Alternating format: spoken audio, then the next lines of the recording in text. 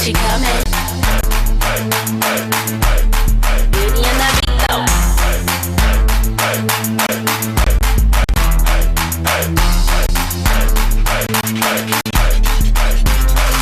She coming. She coming. Beauty and the Beat though.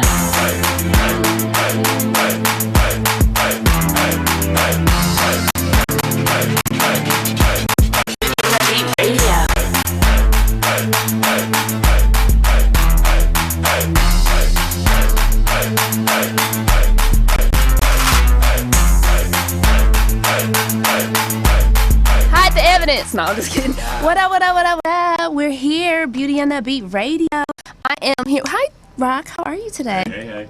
We got Rock in the building. Rock is in the building. I got my guest, the one and only, extraordinarily smart. Thank you. He's the creator of a lot of things. We got Julian Mitchell in here. Appreciate that. Thank you for having me. I appreciate you coming. I know you're a busy guy, and you took time out to be here with us today. Yeah, man. Believe what you guys are doing. Appreciate that. So we're gonna talk about how was your week, Rock? What'd you do this week? We went to the Angels game yesterday. Baseball? Yeah, it was kind of slow at first, and then it was 2-2 all the way up to like fifth or sixth, and then they ended up winning 5-2. Oh, I the saw a Grizzlies. highlight. With the, Was somebody Colorado Rockies. did they like throw like a home run or something? It was a couple homes, but it was one good play when the dude hit it from the Rockies. The guy slid like forever on the grass and finally caught the ball. It was like What are our awesome. Dodgers doing? I don't know. I didn't go to You Dodgers. just see every time I stop. I don't know. I don't know. Well, you know what? Shout out to DJ Artistic. You know, he comes in here and hooks us up every now and again. He did the block party this week with Talib Kweli, a bunch of other indie artists. You went to that? You know, I didn't go, but it's grown a lot. It has. Actually, the creator of it a couple years ago, because she started at Revolt. She was one of the first people working there. Okay. But she had the idea from way back, and so she took it from like an idea, and now it's actually, people Going to like events. Broccoli City or something. So I just hope to see the growth. And the progression, she Yeah. stuck with it. And that's what Yeah. we're talking about, sticking with your ideas and knowing the end goal of where you want to go with it. Yeah, for Yeah, sure. I think they did that. And Artistic They did. he's a really good DJ. We like him in here. He works with the Grammy Museum, a lot of other things. So we just wanted to support and say what's up, what's up. Happy belated Mother's Day, because I don't know if I wished Mother's Day last week. So I just, all the mothers out there, I think I missed it, huh? Yeah. Yeah, Did you say Happy Mother's Day? to my mom, yeah. And Okay, cool. I Ooh. Ooh. wished a lot of other Invest in women. mothers Happy Mother's Day too. Right. Like Dame says, invest in women. It's the Yeah. best thing you could do. Okay. Yeah, absolutely. Absolutely. Then there was the Merge U Roundtable we went to at Art Show LA in downtown. That was a really, really good event. It had Robbie Reed, the casting agent, Dr. Holly. It was a lot of wonderful people there. We have some video. I don't know if we'll get into it today, but we're going to talk about that. And I want to talk about all the new shows that are coming up for spring and summer. So Mad Men is coming up, new season. Game of Thrones is on HBO. And do you know that HBO is now, you can get it like without having a subscription to your cable company? You can get HBO Go or HBO? HBO Go. Okay. Isn't that like a good thing? Like That's you a don't great have thing. to you don't have to subscribe. You don't have to be tied down to your cable provider. Yeah. So I think that's good, because I think a lot of people they'll start doing a lot of different kind of original programming. Absolutely. Yeah. Actually, that's the bomb, because it's like Netflix. People don't want to pay for something they don't want to watch all the time. So now they can just go on their app and go somewhere and watch what they want to watch when they want to watch it. That's how our society's coming. I want to see it when I want to see it, where I want to see it. And with their move with Vice too, that says to me that they're getting a little bigger. You know, like HBO is getting to a point where it's gonna be its own, like a Netflix or a I think so. Hulu. Like Vice getting a channel Yeah. officially, like giving them a channel is something where HBO is gonna be like one of the conglomerates. Speaking about that, Yeah. Verizon just acquired AOL. I saw that. They So now 5 they're point trying- some billion? Yeah, Like it in was really- cash though. They didn't even. They just had the bulk of money, and they said here. Wow. They paid in cash. Cash outright. You know what? AOL has a lot of original programming and shows. That's That's where why they acquired it, because now they're trying to step into that Okay, arena. I get it, because Nicole Richie's show started that way and then it went to E. Or she started a show on there and then it branched off into her own show on E. Yeah, and some people may not realize too, like AOL owns platforms like the Huffington Post. Yes. Yes, they do. You know, and in the media game and advertising, like branded content, like you see yourself, they're spending $600 billion in media like an advertiser is spending that much money in a year. With AOL And and 70, no, just in general. Okay, and like yeah. 70% of that being like media dollars and advertising. Mm-hmm. And these publishers and media companies like AOL are getting all this money to produce all this original content in the digital space. So means- now if you buy that up too, you don't just have the programming side of it. Now you have access to all this original content in the digital and and the advertising distribution space. of it. Branded content, you distribute it, and you own the publishers. Yeah. So that's just like super Right. smart, Super smart. progressive business savvy on Verizon's Right. I think part. everybody On the is getting. phones, and it's crazy. They're getting into that. Everybody is like getting into that. Hulu, just speaking of all this branded content, Seinfeld just signed on to do a deal with Hulu where he's going to have all 180 of his shows air, I think starting next month or something, all the Seinfeld series. So it's like 180 shows that they're doing on there. Wow. So that's good. And Bruce Jenner, remember we talked, that did not deserve a Bruce Jenner. Because I don't know where to go with Bruce Jenner, man. I was gonna say, has I anybody had like respectfully- an honest conversation? Yeah, about I Bruce Jenner respectfully, yet? I Or respect is the this dude, just, but I don't know. Like, is he a lesbian? Remember we talked about this. We talked about that. Consider he's a lesbian. also. Charlemagne. Well, he said that he said that it's all about where his soul is at, and that it's not about his sexuality. It's about who he is inside of his soul, and that's what I got from the interview. I've got that he's told every woman that he's been with that he feels like a woman, and he was more in touch with his feminine side. And I guess he finally, after 7 kids later, he feels like he just wants to be the woman that he's the lady inside of him. The lady wants to come Man. out. Isn't that the beauty of being privileged? That, you know what, I think that Isn't it? sometimes it's overprivileged when you have a lot of It is access. just- I think that if, at 65, if he didn't do it already, it's kind of like, why not? I just don't get it, but I don't not understand it. Does that make sense?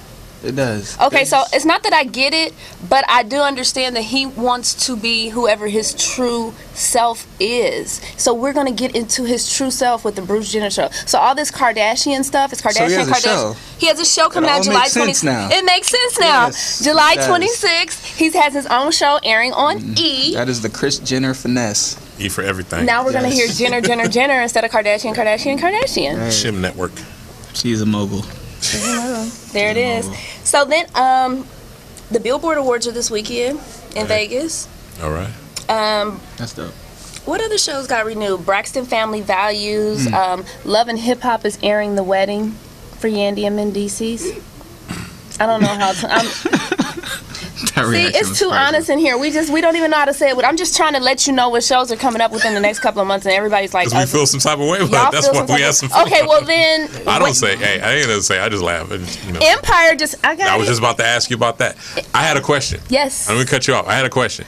I've been Okay, hearing Kanye. all this hype. No, I've been hearing all this hype. He's about- always Kanye. Was it a Let you fluke? finish. but we don't get into it. Was it a fluke that people were saying that they're not going to renew their contract for next year? And I was think like, all that was hype. I think that added to what the hysteria that we're in right now is that they were saying that they weren't going to do the contract negotiations. They weren't going to get paid enough, because it was just like they only got paid whatever their contract said for the first season, but they did not expect to have as many viewers as they did. So Is it Empire? Empire. Okay. So I think it's 18 million that tune in every week. They That's should a got big a bonus on this because the way they made it. Well, if your contracts aren't written like that, this year, that's why they wanted so much money and so many perks and so many this and so many that. So they're getting it. So they were just telling us that they were having contract negotiation problems, but now they've been picked up for another 18 shows. They're going to split it into 2 seasons, 9 and 9, and so we won't have to miss them. It's like as soon as it goes off, we're going to go into the next season. We'll probably just be a little down break. That's good. That's excellent, right? Bill's, I got a question too. Is Empire, and I just open the floor, is Empire really healthy for the culture, do you think? I wanted to ask you that. That's what I was going to go into because the Right. business of it is they are have all these viewers that they turned it into. Like, you know how the American Idols, the Voices and all of that, they have their own soundtracks that they make off of the singers that go and participate in their show that Yeah. are, in the contest. Well, Empire It's like has that. now, with all the songs and that being so musically driven, they were number 1 on iTunes for about 4 weeks. That's a Yeah. big deal for a TV show for artists that they've never been introduced to and really didn't. I Yeah. guess the way that the audience got into them was watching the show, and they're so invested that they went out and bought that album. So the album is Yeah. a number 1 selling album on iTunes for about Yeah. 4 weeks, and you can go. I think it's available. I think it was Nashville who set the standard with that, the show Nashville. Oh, the country show. Because they were putting the songs out. Because you had what was her name, the lead girl in Nashville, who's actually a country star singer. I do not know her name, but she basically, they would put out the songs though, Right. after the episodes. Then Jennifer Hudson would come on, and they had the show Smash or whatever. Oh yeah, Smash for the plays, the Broadway plays, But it was and even huge. Glee had a Put that music soundtrack, out. I think, or Yeah. maybe they put out some new songs. Yeah. But they were when I saw Smash in Nashville, they would put episodes out, and then you would see the songs on iTunes. Immediately, You know, like like the next right week. after episodes, and people would buy songs and all that. So I think Empire was super smart with that, because people were singing a lot of the music that Jesse's character Smollett. and that guy. And I doing. think Estelle, I liked it because Estelle. it actually gives a platform now if they follow it to bring unsigned artists music, because it won't be music that you would know. It'd be Yeah. new stuff. You're like, oh, what's that? And now unsigned artists can get their stuff heard. Yeah. Think about it. But they're only putting out the artists that were on the show. So unsigned artists that aren't actors on the show don't have that same ability for this show.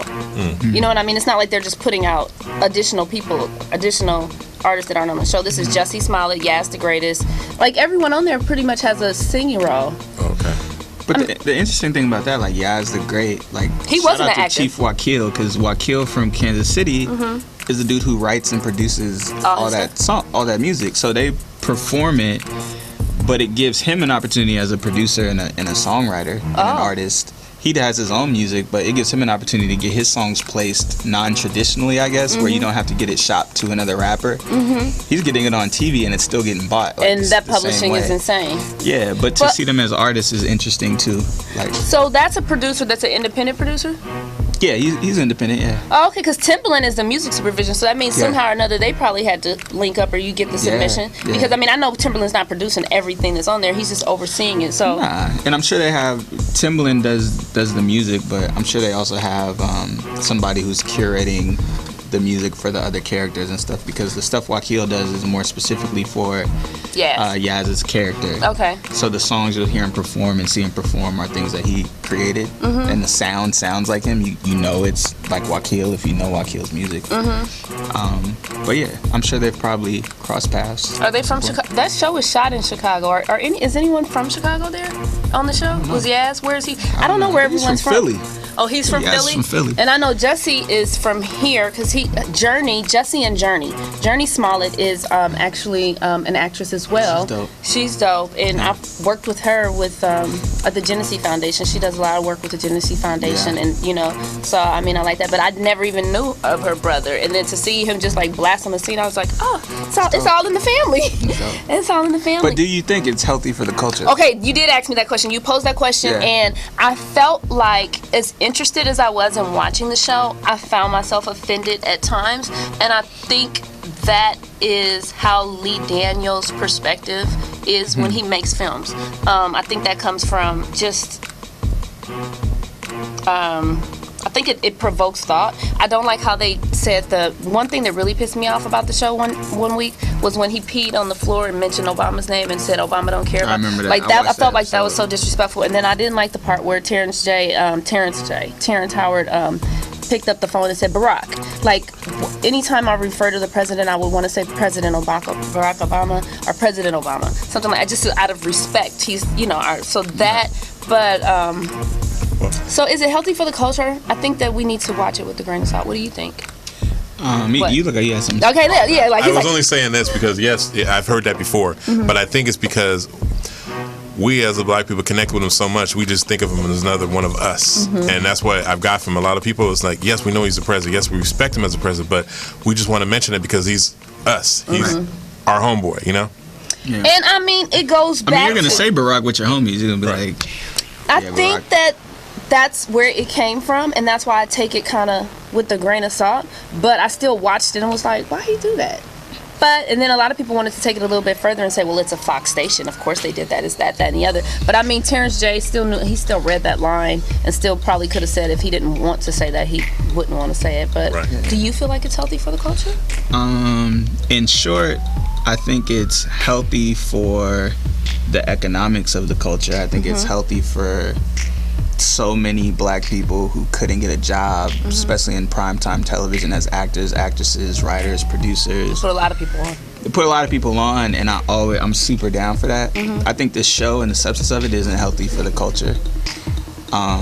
You know, I think it's good, but it's one of those things where it's if you had to ask somebody if they would rather watch Scandal or like How to Get Away with Murder or like House of Cards versus Empire, I feel like most people would tell you quality wise they would watch one of those other shows. But it's just the spectacle, like the entertainment value of Empire that makes people tune in and watch. It's like reality TV, but it's scripted. It's you know? yeah. I think It's a that lot like that. it's a lot of stuff that goes on, but it keeps you into it. I mean, that goes as we're talking about shows. Power is coming back this June, and that's the one where 50 Cent and I mean a lot of the stuff we disagree with, but it's kind of it just reminds me of a modern day. What was that movie with Wesley Snipes? It was like Which one? Wesley Snipes, Chris Rock, all of them back in the day. Yeah. Juice? Not Juice. No, New Jack City. New Jack City. So New it Jack reminds me of a Classic, man, New classic. Jack I'm sorry, I City. couldn't. It just everything blows my mind when I'm on City. air. My I was brother's like, keeper. but it reminded me of a modern day that. That's what Empire. Empire, really? Well, it's not it's not the dope dealing part. Well, but it kind of Yeah, because the earlier when they go back in time and do a vignette or something of back when the 70s when they started, then it reminds me of that. But they brought it to this. It reminds me of a lot of situations that have happened in hip hop. Like it reminds me, I could name about 10 things that are similar to it. right. But that's a good example though. Like let's take that into account. Let's look at Nino Brown and Lucius. They remind me of each other. But nah, because Nino Brown Never took it to bed. You looked at Nino Brown and you thought no matter how gangster of a gangster Nino Brown was, he was brilliant, he was smart, he was like savvy, he could run a whole empire, he was like shrewd. Get butt naked. You looked at him and you were like, that dude is still at the end of the day a smart, sharp, intelligent dude that's super street savvy, that embodies certain principles that even in crime result in the advancement of black people, because he was like giving people opportunities and like CMB was a thing. You look at Lucius and it's like you look at him and you're like, he's probably smart, but he just made really no music, so he became really rich off of music, but he doesn't make the smartest decisions, he doesn't run the best business. Like you wouldn't look at Lucius, in my opinion, as the same kind of hustler businessman that you look at Nino Brown. I wouldn't see them in the same That's why they say most category. most drug dealers, if they use their common sense and what they do for good and flipped it, there'd be some hell of a people that would run some corporations. Sean Carter. It's the best way. It's the best business model because you have to be shrewd. You have to know everyone that you're dealing with. You have to be smart about your dealings. You know, you have to be willing to lose. It's just like a lot of. But I think that comes from in the show. Cookie really has that balance of what he doesn't have. You notice that, and because she has that element of street. I think she's definitely more of the business savvy. Yeah, she's more of the. You could sit a kid down and probably teach them more from watching her than watching him. That's the thing. Like if you sat a kid down and you said, "These are the two main characters. What can you learn from them?" I think you could probably get more out of her. Well, see, that's where you said when you looked at Nino Brown. Yeah. Pretend Nino Brown was broken up into two pieces. Yeah. That's what it said. You have one side, which is her, and one side that's him. Yeah. And that's what happens. And if you look at hip hop today, back in the days, that struggle that they went through back in the days, there were drug dealers that put money into these guys. And then later on, it progressed, and they didn't have to hustle as much as anymore. Their kids didn't have to hustle. They made the foundation for people that didn't have to hustle and just come on the scene and work hard and make music. What's the guy Like the you said, situation with Suge Knight? The people that invested in him, they like to quash that conversation, and I can't think of her name right now. But what's her name? Harry O. Well, you know him when he invested into Denzel Washington, put him on a play, and all of these things. That you don't hear that conversation as much right now. But I mean, a lot of people got put on by people from the street life and things of that nature. Look at Eazy-E. Oh, he was a drug perfect dealer, and then it led on to what we have now as a culture of hip hop, West Coast hip hop. Yeah. I mean, and what it comes down to is your point, which is a brilliant thing that people should take notes on. It's like when you identify the intangible qualities that make somebody like unstoppable, it's your job to see that savvy and that street smarts and say, okay, if you apply that to this, like there's nothing you can't accomplish. It's taking the same principles of the street and saying, here's what you can do with that. You know. And on that same note, if you look at a movie, it's a TV show on Discovery, and it talks about the men that built America. Back in the days, Chase and all these people that created America, the Rockefellers, they were some mother. Right, they were all. And that's back like when they the were mob, they had their hands in killing, Alcohol. they had their hands in mob, they had their hands in alcohol. All that. They were no better than what our drug dealers did in the past. Right. But they were, they did their things, and they were ruthless. And that's how they built a base of what we have today. I mean, you know what's so crazy? The last thing I would say on that is, what's so crazy? I was just watching a video that was talking about when, like the prison industrial system, when that boom really happened and mass incarceration really happened. And of course it was around the war on drugs.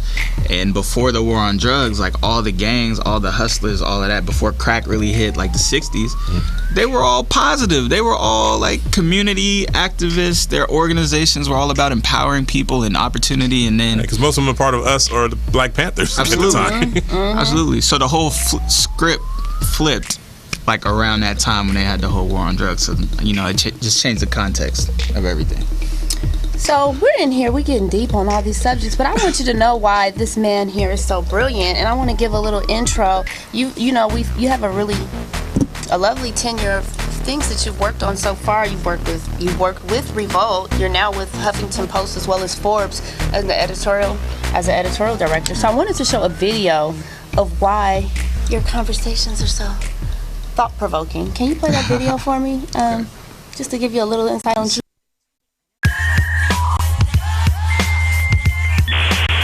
My name is Julian Mitchell, and I am the social media director at Revolt. Always had my passion for like music and culture and things like that. I interned at Warner Brother Records. Then I got an opportunity to intern for the legendary Debbie Allen. I was a content director and ran social media for an agency. While I was there, I won a couple awards. I was a real young dude. This is a very special moment. I was contacted, I got an email from somebody at Revolt. Mr. Combs, met with him, really believed in the vision. He shared it with me. What I do is oversee all of our social media platforms, all of the content that goes out, provide creative direction, manage the team, making sure that we're provocative, that we're first. That's dope. Y'all got the tweets on the side. All the same thing. The environment here is one of building, and it's one of building something long term. So it's, you feel like passion, you feel energy, you feel even the frustrations of trying to get it right, of trying to connect, of trying to make something special and meaningful and build a brand. I work very hard. I work very, very hard. One part is pushing myself, one part is the demand of the job, third part is Mr. Combs. Like 3 a.m. our time. Yeah, yes sir. I think a revolution, though, is really just a change in the way people think. It's an elevated way of thinking. And a revolution is leading by example and then having everybody else understand the power in that example. That's a revolution to me. The work that I do here is meaningful, and it's influencing a generation. That's like a mission that I'm dedicated to, so I think it demands my attention. I am Revolt.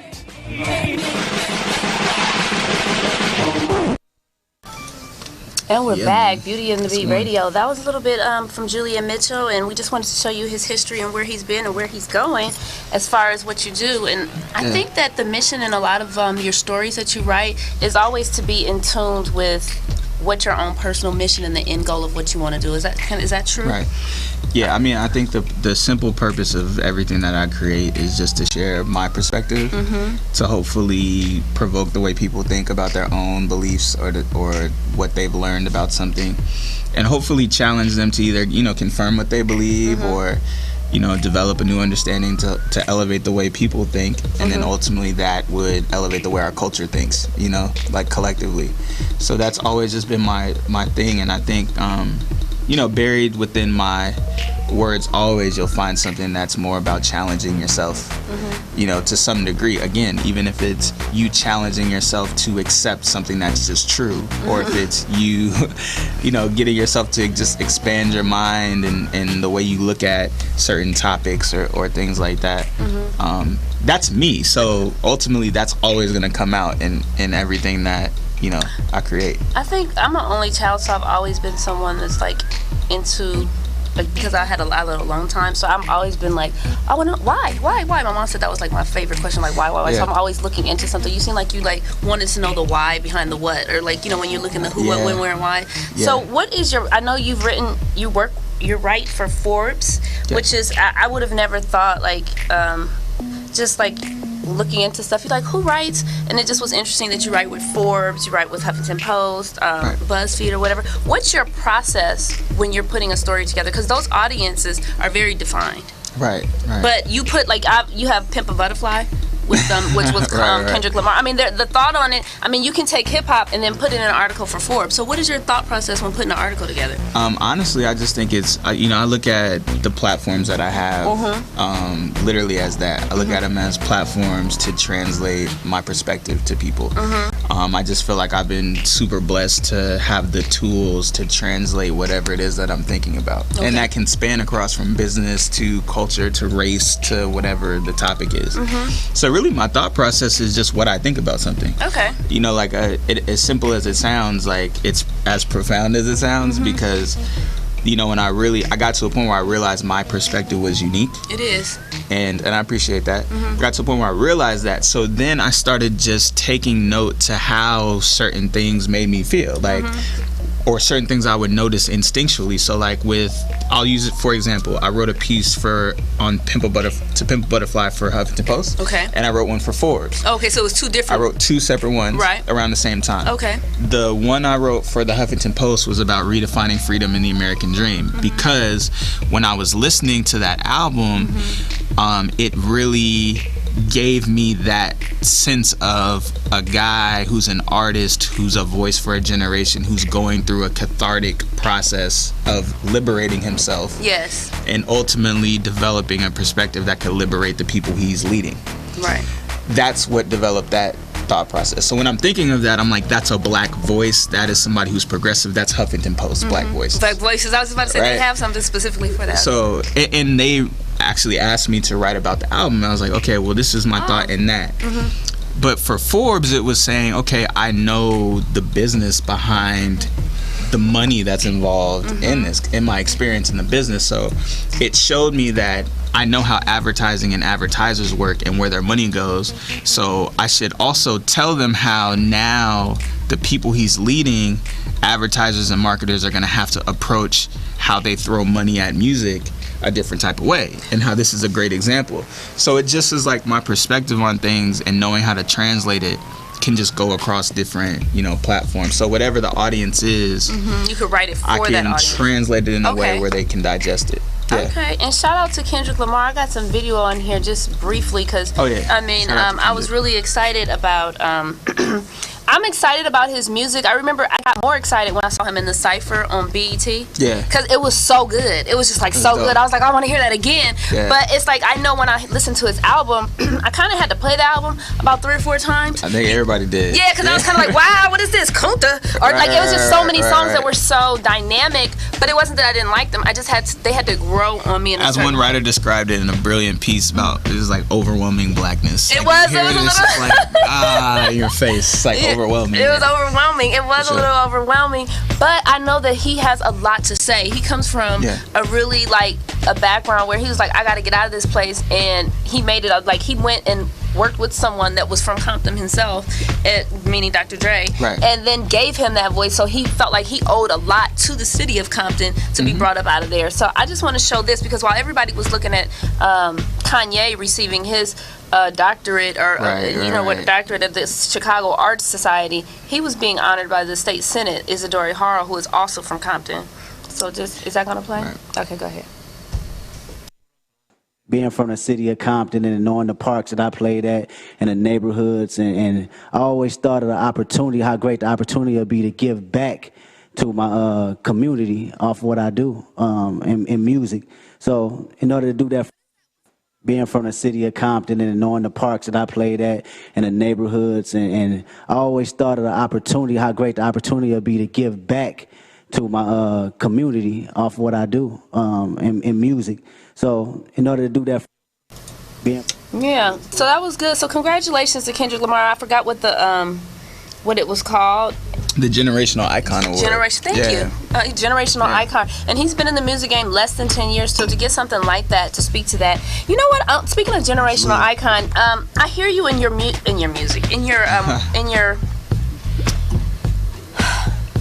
editorials. You speak highly of this is the millennial, and you reference this generation as the curation generation. What does that mean? We're just the curation generation just means we are a generation that has access to all the things that we're interested in. Okay. You know, that could be music, information, people. We're, like they said, the connected generation. We are. So we went from a place to not simply just expressing ourselves to now where we just curate and share all the things that we like with people. And we want to have it to where we can control and kind of own all the things that we like and all the things that we do. So for example, you look in your phone, you curate your phone, you have all the music you like, all the apps you like, all the people, information. It's like, that's a great example of the generation that we're in. So people, when you look at Spotify, you look at websites, whatever, it's all about kind of a la carte. Like you take the content and the things that you like, that you feel connect with, you relate to, and you curate it for yourself, and then that becomes your source of information, entertainment, and you have your connecting own with personal people. news feed on your computer is curated for you. Everywhere. Your computer, your phone, your TV's at home, whether you have Netflix, Hulu, Pandora, all of those things. We're a generation of that now. It's everything's a la carte. That's why you can buy a single on iTunes for 99 cents. Okay. Exactly, and the reason why record sales aren't being sold as much in the stores is all mainly digital downloads. Even though I'm a person that likes to open up a CD and read the credits or stuff, it's getting to the point where really people don't do that as much. It's like I said earlier, what I want, when I want, and where I want it. You know, the interesting thing about that is that I think it can be a scapegoat in some instances. Like when you look at Beyonce's album or Taylor Swift, it's like a lot of artists people don't have a reason to buy their record. You know, like you have a great single, but that's one song on like a 15-track album. So like, why would somebody want to buy your album when they can just go buy your single? And I think that's because like Drake drops a mixtape that he charged people for. It was really an album. That does like almost 500,000 in a week. Kendrick drops his album that does almost 350,000 in a week. Beyonce drops it does worldwide in a week over 1 million copies. Beyonce. You know what I'm saying? Taylor Swift in a week. It's like you just aren't in demand like that. Right. Like people just don't want to buy you like that. So I think it's in one part people don't buy records, but another part they just don't have a reason to buy your record. They've been allowed to buy it as single, so they're gonna do it with their one at a time. So speaking of your relationship, you're writing for Forbes. Forbes always has lists. I have their app, and it's always a list that comes out. It's they have Forbes list upon list upon list. So Kings, all that. Yeah. So we talked about one of the lists in particular that recently came out was the top 5 in hip hop. Forbes 5, yep. Okay, Forbes 5, and we had Jay-Z was 3rd. I think Diddy was 1st. Diddy was 1st. Yeah. Dr. Dre was second, even though they say, you know what I mean? So everybody says he's the first black billionaire, but according to Forbes, not quite yet. Like, you know what I mean? The way that, not yet, you know what I'm saying? So you wrote something about the Tidal situation. I can't do it right ever. Tidal. It's like every time I say that I think of Ice Cube. Tidal. How you like me now? I can't get it. It's like I've always Tidal. So speaking of Tidal, Jay-Z is doing a concert today in New York where B-sides. he's B-sides, something about that. But he's always been one that is invested in himself and done new things, but I think this Tidal movement is his first entrance into like the tech world where we're really talking about big money, where we're talking like how Dre did that, and your article referenced that. Do you think this Tidal situation is really going to get him cross that finish line? Do you think it's going to really make an impact amongst listeners and people how we view music? Because I don't know what it does yet. I haven't really got into it. Yeah, I mean, for people who don't know, Tidal, so first of all, the goal, even as Jay-Z states of Tidal, is not to compete with Spotify. It's not to compete with Beats. No. Okay. The whole goal behind Tidal was to be an artist-owned streaming service in a generation that is a curation generation. Okay. And basically allow huge artists like he has, who have a crazy catalog in demand, who are getting, in some ways, pimped by iTunes and Spotify, So getting, like, I want pennies you to on stop the- your thought. Do you think with the emergence of Tidal that artists are going to stop allowing certain publishing to like different, like, you know what I mean? Because YouTube and a lot of things, if they don't have the rights to do it first or Target, they won't release it. They won't even sell your album. Do you think Tidal is going to stop restricting? It's crazy. Yeah, I mean, it's about content. It's music video. It's not just music. It's music. It's music videos. It's like you've seen. It's concerts. It's a lot of different things. Tidal is not Spotify already in that regard. Like Spotify just released. They just released a story about how Spotify is trying to get into video. Tidal is like, we already have original videos And content. you And know, they do. and content. And So- people to give it to us that Yeah. that artists want to see. Yeah. Okay. So I think so, and I think it's gonna, it empowers artists definitely to make more money and control their publishing and control their catalog. Okay. It does that, you know, absolutely. Okay. So you think that it'll grow? It's at what did he say? Like in 1 week they had 900. Is it at 1 million? It was like 770,000 subscribers in like the first month or something. And they're all paid subscribers because it's no free trials for a Tidal, right? No. So- Well, you get a free 7 days. But that's Free not a 7 free. days. That's not a, like Spotify, Pandora. There's free options. So there's no free with Tidal. Now, mind you, not trials. They had like 770,000 subscriptions. So those are people who did pay. They did opted pay. in and paid Right. to get the service in the Okay. first month. So that's a good look because a lot of a good people look. are signed on. Like Spotify has, I think, a total of 60 million people or something, somewhere around there. Yeah. But not all of those 60 million are paid subscribers. So for Tidal to come in with that many paid subscribers, that's a good look. And I mean, it's only going to grow once they start putting content and stuff like that. Yeah, and the thing about it is, in the 60 million was more of like a valuation. Okay. Because they were talking about equity, and he mentioned, Jay-Z mentioned in this whole Tidal facts about how Spotify is worth like 8 billion or something like that. And basically all the other streaming services are in the billions. Tidal's at about 60 million valuation. So it's not the rich getting richer. That was his point. It's not rich people getting richer because other companies with equity make a lot more money. But yeah, I mean, it was a nobody kind of global company for years before Jay-Z took it over. And then once he took it over, he renamed it to Tidal Worldwide, and now Oh, what? it'll be He there. took a company over? I didn't know that. he bought a Spyro, which had multiple streaming. It had 2 streaming companies. It had one that was domestic, like in the States. Then it had one that was international. And they had other properties. And he bought the whole thing for 56 million. And then Oh. he changed the name to Tidal Worldwide and relaunched the brand as Okay. Tidal. Okay, Yeah. I didn't know that. Yeah, that's Go what he ahead, did. Julian. Spit what he that did. on us. So another thing, speaking of artists, Snoop Dogg, you were going to his event. He just I did. did I he went just at Honda was it yesterday? Stage. Yeah, so he got the album Bush that, and I think Snoop is someone that is forever evolving. I think his audience has grown with him, and he's grown with his audience and stayed true to himself. He's a Libra Always. like me, so I just, I always love Libras, watching them. Like Lil Right, Wayne's a right. Libra, like all Libras. I think I like that are artists that I think I don't know who everybody's Libra is, but when I hear somebody's Libra, I'm like, okay, I get it. But Snoop Dogg just released Bush, and he had Pharrell to executive produce his album. So I mean, he did a lot of the production on it. How was that performance you went to? It was at iHeart. It was at the good. Honda. It was good. Yeah, it was at the iHeart Theater for the Honda stage. It was Okay. Snoop Dogg and Pharrell. Okay. They came together to put Bush the album together. So Pharrell was there. Pharrell was there. Oh, okay, he good. performed with him. It was Okay, dope. okay. Big Boy from Real 92.3 came and did the interview. Okay. It was dope. They just talked about how they put the project together, how they kind of in a musical way kind of found a path to connect with each other on the album. And just, how free it was at Stevie Wonder, on the project for a song California Roll, and their work with Kendrick and some other people. They talked about how he's been able to kind of keep his longevity, and again, it was to him He saying, has. stay true. Yeah. But it was good, and the performance was good. People liked the music, so it was good. It was good. So speaking of the technology world, Snoop Dogg, we don't always hear a lot about the business side of Snoop Dogg. Nah. But Snoop, you see him on a couple of projects, endorsing this or that, but it's kind of like minimalistic. You know what I mean? I'm not minimizing it. It's just like it's minimal Nah. that we hear about. But he just invested. I mean, I think it was maybe the rough number was about 10 million into a weed delivery app. Yeah. What do you think about that? I think it fits in the marketing It's sense. appropriate. It fits Snoop's brand. Yeah, absolutely. Right. And he's always, of course, been an advocate of cannabis and marijuana.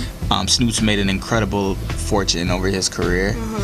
He stays away from the Forbes list. He keeps a low profile, but nobody would ever know how much money Snoop has, Right. which is a good thing. Yeah, kind of, because you don't have everybody else in your business. yeah, Then Uncle and- Sam be in your business once they start talking about you like that. Right. And Wiz Khalifa, his homeboy, Wiz Khalifa has his own like strand of Grow weed. and Okay, yeah. all of that.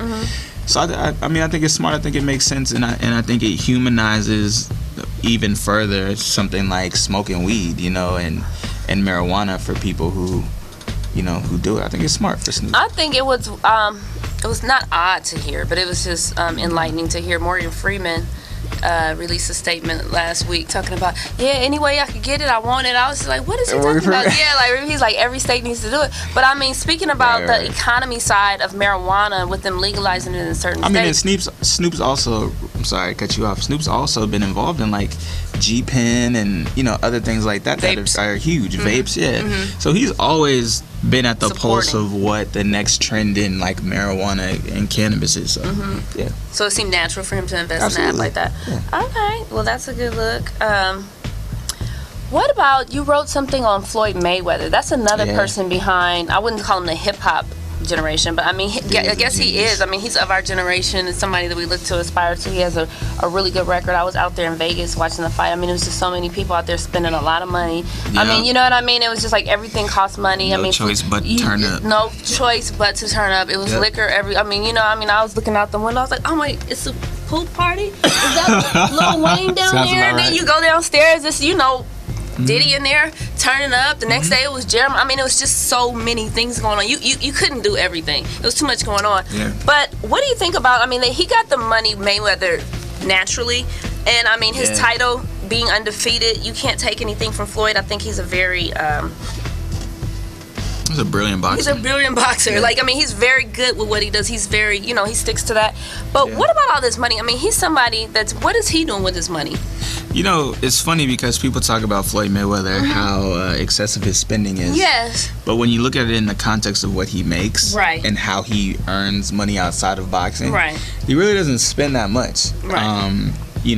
I think he's, in my opinion, watching it and seeing how much money he's made, like the story I wrote about was the brilliant business behind boxing's Right. Undisputed King. I mean, the Pacquiao fight grossed $400 million off of pay-per-view, $74 million off the live gate. Broke every boxing record by That's more a than $500 2 million times. almost. Yeah, like ESPN just put out a report where all together he basically topped his De La Hoya fight and his Canelo Alvarez fight money-wise combined with this fight. And those were two monumental fights. And so what he does with his money, Floyd gambles a lot. And people know Literally that in the Vegas world. he gambles a lot, plays a sports book, and he'll make millions of dollars gambling, and he'll blow the money he makes gambling. So he's not spending money he's earning. Right, I got you. You know what I'm saying? So he does a lot of that. He, invests, and he has other businesses and things. So I think he's smart with his money, and I think he definitely isn't spending more than he's making. I mean, last year he made the Forbes list as the highest paid athlete in the world, more than Kobe, more than LeBron. Made $108 million in 2 fights. Right. You know what I'm saying? So He's not spending that in 1 year for sure. I mean, Vegas, the cost of living, you can buy a fly luxury home for like more than half the price of what you would pay in LA. He has that home. He has like one bank account. Like he keeps it really Simple. minimal. He spends on the people who are around him. Like he has the same people around him, and I think he's smart with it. And he took a note out of speaking of De La Hoya, when you mentioned that fight, he kind of, how De La Hoya went and did the Golden Boy promotions. And so now Mayweather has the Mayweather promotions where he's about to start investing into the younger boxers. I had a boxer on about a couple of weeks ago that said Floyd was in it. I don't know if they're gonna, it's not signed, sealed, and delivered, but I mean, he's looking at young boxers now that are coming in that he could start promoting or whatever. So, I mean, I think that's a couple that he could get going or whatever. So that's smart, right? Because, I mean, even pay-per-view, doesn't he get like 75% of what pay-per-view makes? Or 50%? It's a crazy percentage. It's a crazy I mean, and then for him to, see, here's the thing, the good thing about when you brought that up is that people may not realize Mayweather was also the promoter of the Pacquiao fight. Like Mayweather Promotions and Golden Boy, they presented the fight. So Mayweather on the business end made money on top of money all together. So he did that, and so that's smart. And so he's been making money off of Mayweather Promotions as the promotion company for his last like maybe 4 or 5 fights. Right. And this one, of course, being the biggest one. Even Yeah. Showtime and HBO had to. Bringing them together. They had to collab. They're like, I don't want to. He had an Unprecedented. issue with HBO. Went to Showtime. Then when they aired, they were like, well, we want to air Pacquiao stuff, so we're gonna do this on there. I remember watching Showtime and all these Pacquiao. I was like, I don't see you on the on Floyd. But then you go to Showtime and it is. So Yeah. I mean, they had to even Brought them come together yeah. and 'Cause collaborate. Manny Pacquiao's deals with HBO. Right. You know, and people thought it was unheard of or unprecedented for them two to come together. But that's the brilliant Thing of business mind and entertainment. Like, he looks at it like entertainment. He's mastered the craft of boxing. Nobody's gonna beat him in the ring. So when he knows that, now it's a matter of what's gonna make the most money. What do people want to see? What's the entertainment value? So he ramps it up and he cashes out on it. You know, like he was worth $380 million before he even fought Pacquiao. 380 million. Really? Yeah. So now he just earned about another almost 170, something like that this time. He earned around? over $200 million. Yeah. So you know. he could be a sports billionaire pretty quickly Easy, too. Easily, easy. he could be one of It our. would be like Tiger Woods and Floyd Mayweather. You know, Tiger Woods makes a lot of money too. he's a billionaire. He's a billionaire now. Tiger Woods is a billionaire. Tiger Woods has made over $1 billion in golf and in endorsements in his career. That's insane. Cause is he 30 yet? Yeah, he is probably He's 30. Yeah. Yeah. He I just- mean, Tiger Woods for a long time was the highest paid athlete in the world. Right? Rock, would you? Yeah. Yeah. Why does golfing make so much money? Is it the It's the people that watch it. I was Right. gonna say it's the rich, it's the People that watch it, you know, affluent they're the people that watch it make money. Right. It's the Watch it, so they affluent endorse, audience. Wow. So you do a lot of panels and discussing Mm-hmm. how to inspire people to get into this business of editorialism. Is this all interesting? Is this? We're talking about? I find it interesting. Okay, Yeah, cool. yeah, it's not You know, money. your Come on energy's now. down a little bit. Yeah, I want to make sure we good. Nah, We it's about good. money. Yeah, It's about Jesus, money. Yeah. I like to And talk about stuff. people, I would tell you this: like, there is enough money for everybody. Like, it is not we are not in the era or a generation where you have to be an artist and be broke, or you have to be this and be broke. Like, people need to get out there and get paid. But see, that's where we need to be, because us as people now, we build up our economy as being rich, and now we Yeah. start building the government up by doing that. Yeah, yeah. So we can't wait for the government to do it. We got to do it create your ourselves. own path. You have That's to. what we're talking about, being the business person behind your own brand. Absolutely. So that's what I was getting to. You just wrote something about, building your brand or whatever. Yes. So, and speaking a lot on panels, what is the main point that you try to get across to people that are trying to build a brand or Yeah. get into even journalism or get into building their brand behind the brand? What is the main point that you'd like to get across? To keep it short and sweet, the main point is you are already the brand. That's number one. Your best marketing tool is your body of work. The best way to brand yourself is just to express yourself and to share your body of work. And I think it's just a matter of people getting into an industry need to become what they see themselves in that industry. Like, don't How would you wait do that? for. What would you do to? What do you mean by be what you? I'll put it in context. Okay. And we're in a generation now where like a resume is obsolete. They in wanna a see lot of visuals. ways. They want to see what you've done. Like, can you show, if you're a producer, can you show them something you've produced? It doesn't even have to be a major network distributed film. What have you done? So for example, people looking to get into journalism, of course you have blogs and things, but there's even things now like LinkedIn where there have been stories that I've just published independently on LinkedIn that have gained a lot of traction. Right. There You is know? just a lot of conversations that you pop in there and people are following them and commenting. And you're like, oh, I need to comment, or you want to just read it. There's people who can report the news, and then there's people who have a voice, right? If you have a voice and you're sharing that perspective and you hand that to an editor, like when I was an editorial director, you hand that to me, I clearly can see you have a point of view that people need to see. You've created the opportunity yourself. Right. Because now I want you to share that point of view with a larger audience. I have Right. the platform, you have the point of view. And Let's you come know who they're together. speaking to. Yeah, and I'm gonna pay you to be yourself. Right. That's my whole mantra when you talk about building a brand. Like, get paid to be yourself. Okay. And make your brand about being true to who you are and what you stand for. How important is That's social the thing. media to that? Because nowadays, a lot of times, if you don't, it's like people say, I don't do it for the likes. I don't do it, to be like. I think I've even heard you say something about like, don't do it to be popular or things of that nature. Yeah, but in a nah. lot of ways, your popularity in social media is really important to what you do. In some instances, not in any field, but a lot of times Right. it's so important. How Right. important do you feel social media is? I feel like social media is incredibly important. Okay. But it's all about what you're popular for. Okay. You know what I'm saying? It's like what I mentioned in the piece about how to crack the code of building your personal brand. Right. That's what the story is called. I talk about the difference between marketing and promoting. It's very simple.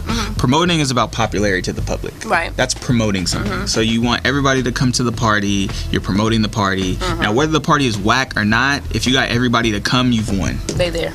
You're a successful promoter. You're popular, right? People may not ever come back, but you did your job. Right. Marketing is positioning within an industry. Right. Marketing is about credibility, value, and respect amongst your peers and people within a marketplace. So that doesn't have anything to do with social media. It does, Okay. because you're marketing yourself based on the value you're offering on your social platforms. Okay. Meaning, me on social media, I'm gonna talk about things I care about. I'm gonna get in conversations I care about. I'm gonna share things I'm writing about that reflect who I am and stay true to my brand.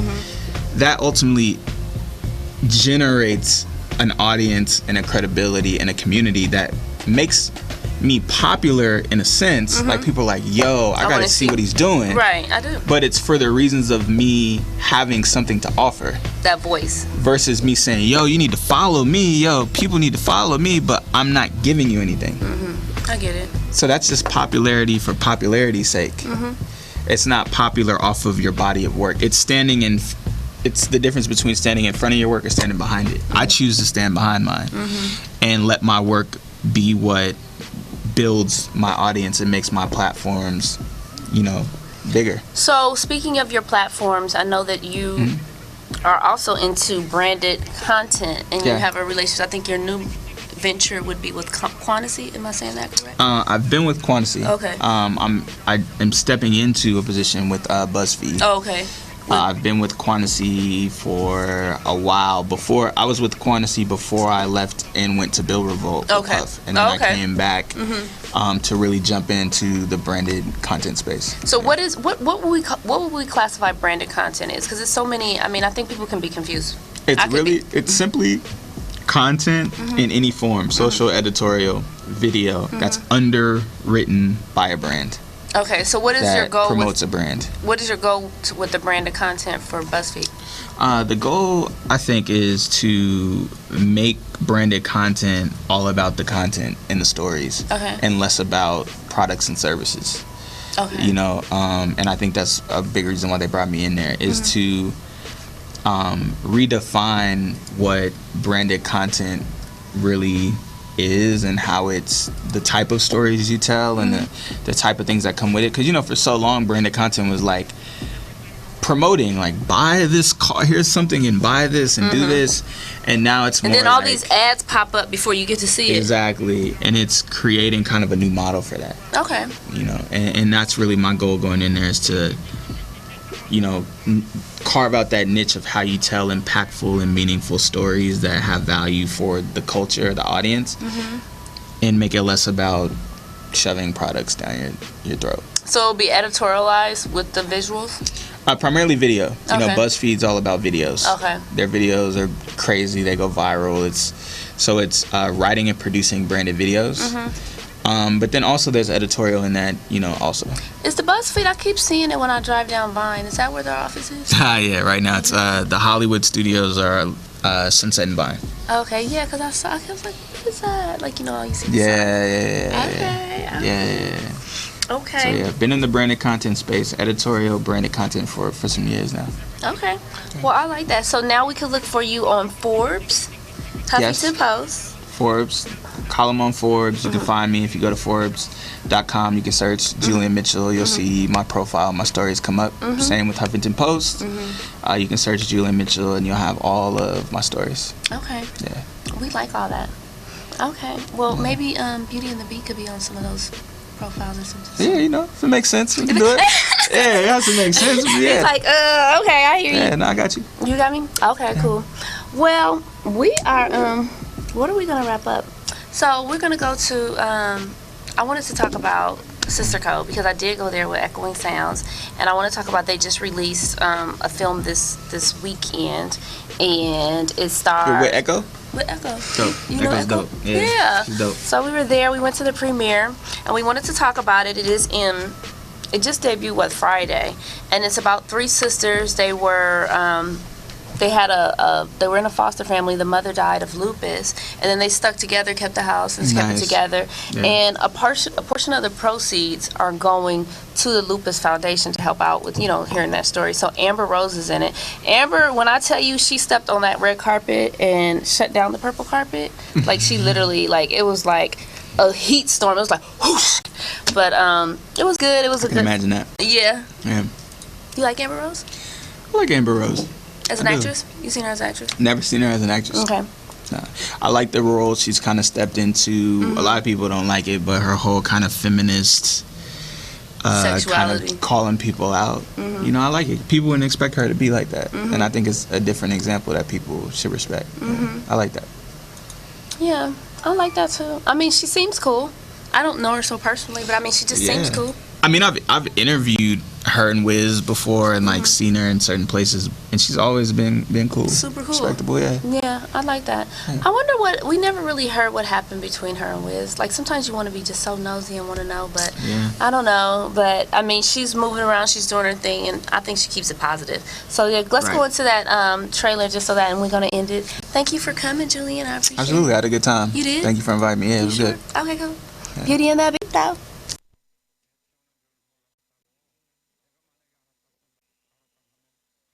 I want you to let them know that the James sisters will always, always, always love one another. All the people you could have worked with, you work with my #1 competitor, Lex. Listen, I have a world to conquer, places to see, and other people to do. Well, I need to order because they have the calamari tonight, and I'm trying to get a double order. I'm eating for two, Maybe it's your profile pic. Yeah, it really doesn't scream I'm approachable. Oh, whatever. I can't even believe I let you talk me into doing it. Anyway, I'm done. Thank you. But you need a man. So who was that fine gentleman you had doing the walk of shame to our kitchen this morning? Doug. Darrell. He's like a football player, or is it a basketball player? Either way, he does with his balls. Girl, I do not know how someone that smart can tap dance on my nerves that bad. I know I said it was all night, but I'm a rapper, but they stuff we don't mean, okay? It's really like the limelight. I'm back in New York in the 90s. Where's Sweet baby Jesus. Maybe the world can wait for just a few more minutes. No, he's married, right? Ooh, girl, and the plot thickens. You better sex tape. This is not the time or place for this. Now you can have his little nasty ass. I don't want him. Me neither. But I'm kind of stuck because I signed the prenup. That's the story you're going with? Push now! It's LaVey. She's experiencing some serious complications right now. LaVey needs surgery, and she needs it immediately. We are going to do everything that we can. Darky sisters, three sisters are we. Love each of you. And I know you love me. Believe it, don't stop, keep achieving. Just another woman. Don't ever stop.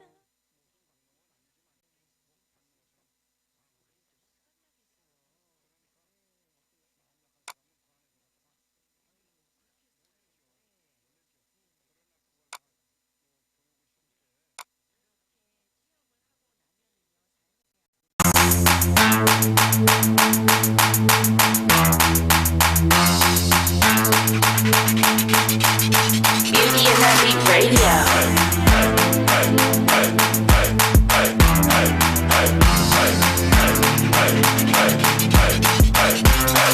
She coming. She coming.